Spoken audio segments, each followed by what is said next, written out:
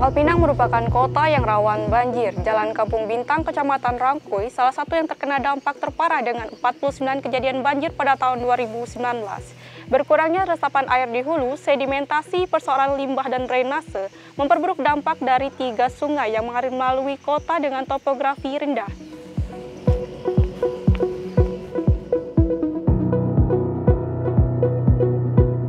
Pemerintah Kota Pangkal Pinang sedang beradaptasi dengan perubahan iklim dan mengembangkan peringatan dini dan pada akhirnya untuk mengatasi banjir bersama dengan dukungan dari Climate Resilient and Inclusive Cities dan para ahli Eropa. Pangkal Pinang merupakan ibu kota Bangka Belitung yang jumlah penduduknya 212.000 jiwa yang tersebar di 7 kecamatan seluas 118 km persegi. Saya Wulandari, PPTV Rangkuy, Pangkal Pinang. Kota Pangkal Pinang ini secara geografis bentuknya ini seperti cekungan. Jadi salah satu agenda besar kami adalah bagaimana kami mengatasi masalah banjir di Kota Pangkal Pinang.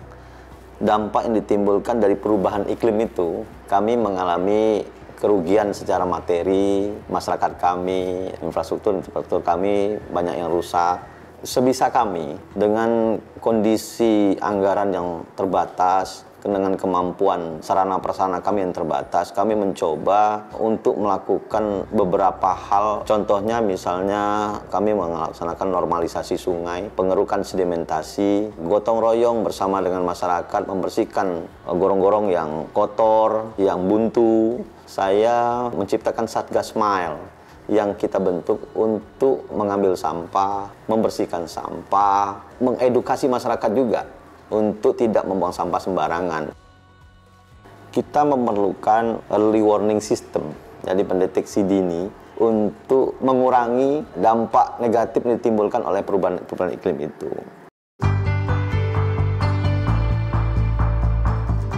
Pangkal Pinang ini adalah ibu kota provinsi sebagai pusat segala aktivitas ekonomi ya.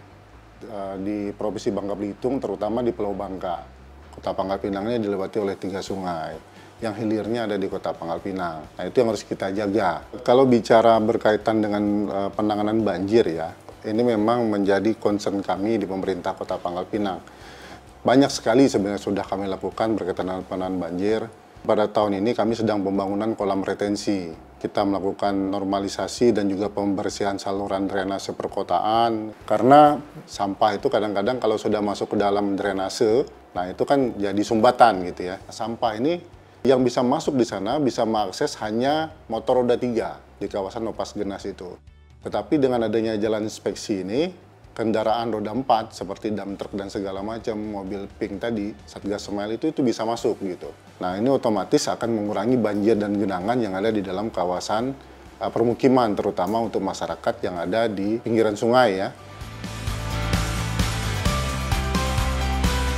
Untuk bencana yang ada di Kota Pangkal Pinang ini, setidaknya ada 3 bencana besar, yaitu banjir, ada angin puting beliung, dan kebakaran. Nah, yang paling besar itu memang di data kita sekitar 77%-an itu bencana di Kota Pangkal Pinang itu bencana banjir. Kalau di wilayah Kampung Bintang itu, memang itu merupakan salah satu anak aliran dari Sungai Pedindang. Sehingga apabila hujan deras sekitar 1-2 jam, airnya cepat banjir dan menimbulkan genangan air dengan ketinggian mencapai 1-1,5 meter.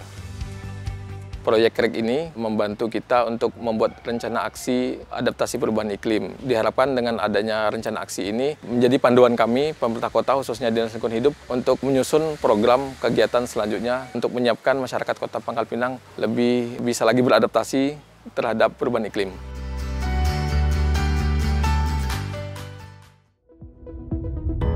Opas Indah ini kan yang dimana saya berada saat ini itu dilalui oleh Sungai Rangkuy. Sungai Rangkuy ini apabila hujan seringkali airnya meluap. Luapannya itu seringkali juga merendam jalan-jalan yang ada di sekitar Sungai Rangkuy.